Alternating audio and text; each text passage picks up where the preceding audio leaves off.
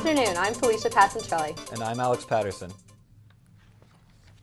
10 police cars are surrounding the Libyan embassy in downtown Ottawa. 5 men were escorted out of the embassy in handcuffs.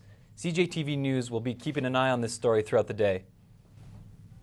The Green Party is in court today to try and get Elizabeth May a spot at the leaders' debate, but it's just the first step. A judge will decide today whether he even needs to make a ruling before the first debate on April 12th.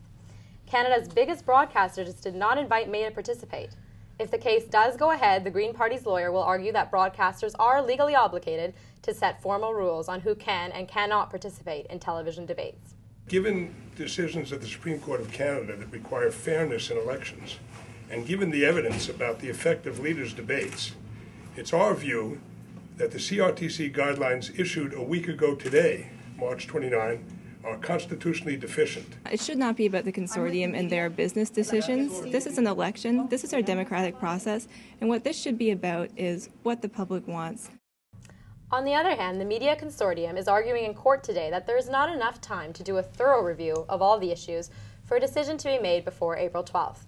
It also says the Federal Court of Appeal simply does not need to get involved in who the consortium invites to its debates. 2 teenage girls were reportedly kicked out of a rally for Stephen Harper when a Conservative staffer noticed they were Facebook friends with Michael Ignatieff. A veterans advocate in Halifax also claims he was denied entry to a Harper rally.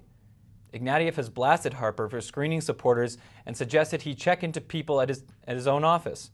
He was referring to Bruce Carson, a man hired by the Prime Minister despite multiple fraud convictions.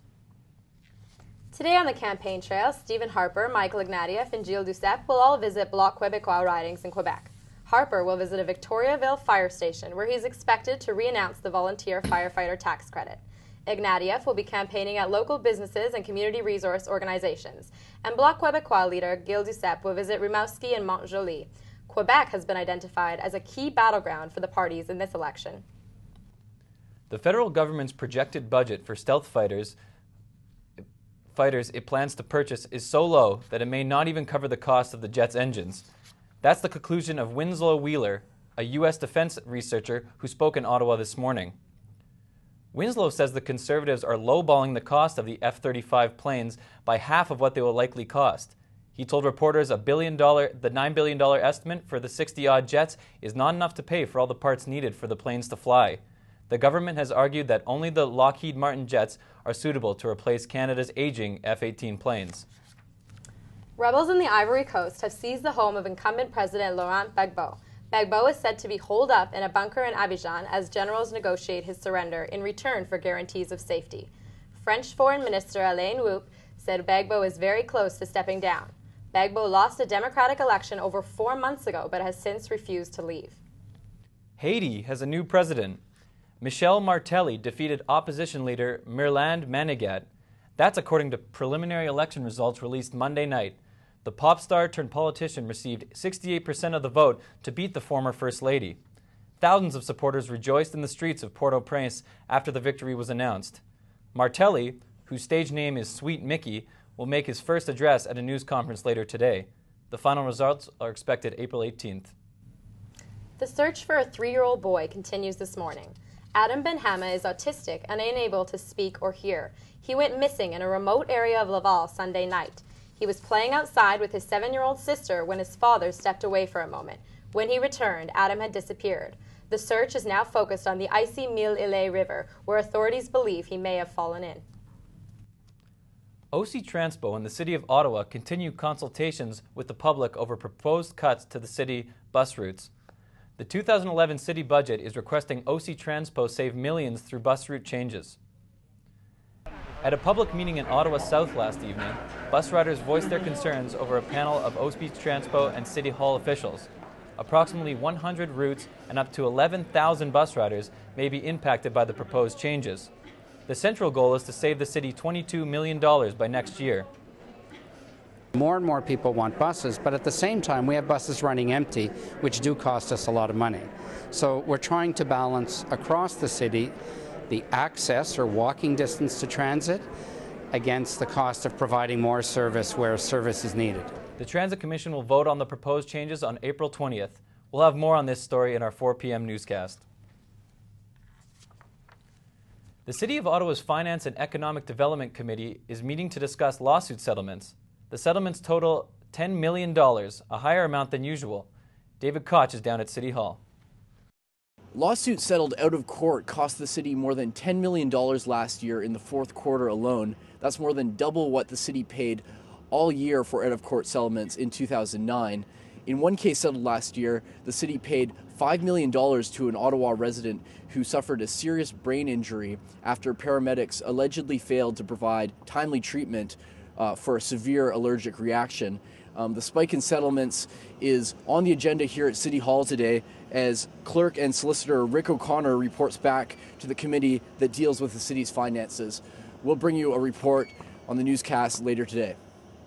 This week marks the 17th anniversary of the Rwandan genocide. It is also the 5th anniversary of the Rwanda Initiative, a project started by Alan Thompson, a professor at Carleton. Since 2006, the project has taken more than 150 Canadian journalists to Rwanda to teach or work as media interns. It has also brought Rwandan journalists to Canada to study and train. Alan Thompson joins us at the studio now. Alan, what has been the impact of the Rwanda Initiative?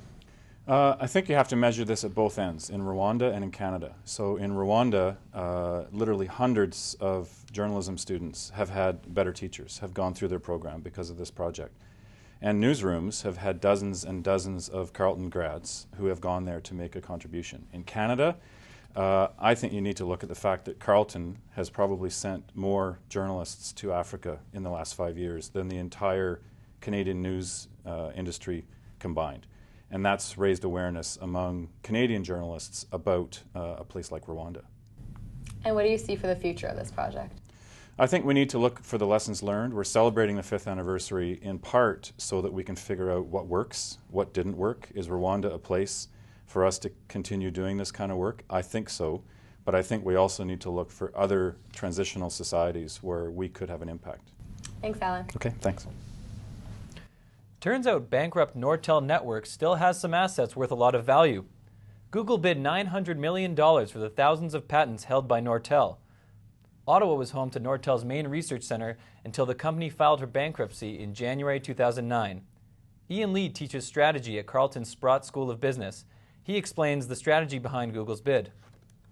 The idea is, of course, is that if somebody does sue them, they say, well, you know, now we've got our own 2,500 patents, plus if they get the Nortel patents, another 6, they'll have 8,500 patents, and they can use that to defend themselves because they can say when someone sues them, no, we've got our own patent, and it's better than your patent. Canada's Research in Motion is expected to also bid on Nortel's patents, which will be officially sold at an auction in June. Coming up this afternoon in Business News, Tim Hortons is raising prices, and the Department of Finance has updated the status of the International Reserve Fund. And now to Connie Jensen with a look at sports. Thanks. Tonight, the Ottawa Senators face off against the Philadelphia Flyers for their third last game of the season at Scotiabank Place. Captain Daniel Alfredson has been out with a back injury since February 7th. There was some speculation that he might return for tonight's matchup, but yesterday coach Corey Clouston confirmed that Alfredson will be out for the rest of the season. The puck drops tonight at 7:30 p.m. After a month of intense competition, March Madness finished last night. The Connecticut Huskies came out victorious over the Butler Bulldogs by a score of 53-41. Kemba Walker was the star for UConn, scoring 16 points. Coach Jim Calhoun at 68 is the oldest coach to win the NCAA title. This is the third championship for the UConn Huskies. With NHL playoffs just weeks away, the Eastern Conference race is heated as ever. The Senators knew long ago that they wouldn't be in the playoffs after a dismal season. However, the Toronto Maple Leafs' hopes were dashed after the New York Rangers came out victorious over the Boston Bruins last night by a score of 5-3. The Montreal Canadiens are still in the race and are Canada's only hope in the Eastern Conference. Spring has sprung, but don't say goodbye to the snow just yet. The city will enjoy a high of 6 degrees for the rest of the day, but things will cool off tonight with possible flurries and an overnight low of -1. Things will clear up on Wednesday morning and the high will reach 6 degrees. And then Thursday will look a little more seasonal with sunny skies and a high of +10.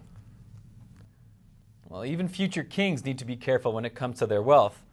British divorce lawyers are saying that Prince William would be smart to sign a prenuptial agreement with longtime girlfriend Kate Middleton. The royal family has a long line of failed marriages. The prince's office declined to comment on the chance of a premarital arrangement. The royal wedding is set for April 29th. And that was today's news. I'm Felicia Pacentrilli. And I'm Alex Paterson. Thanks for watching.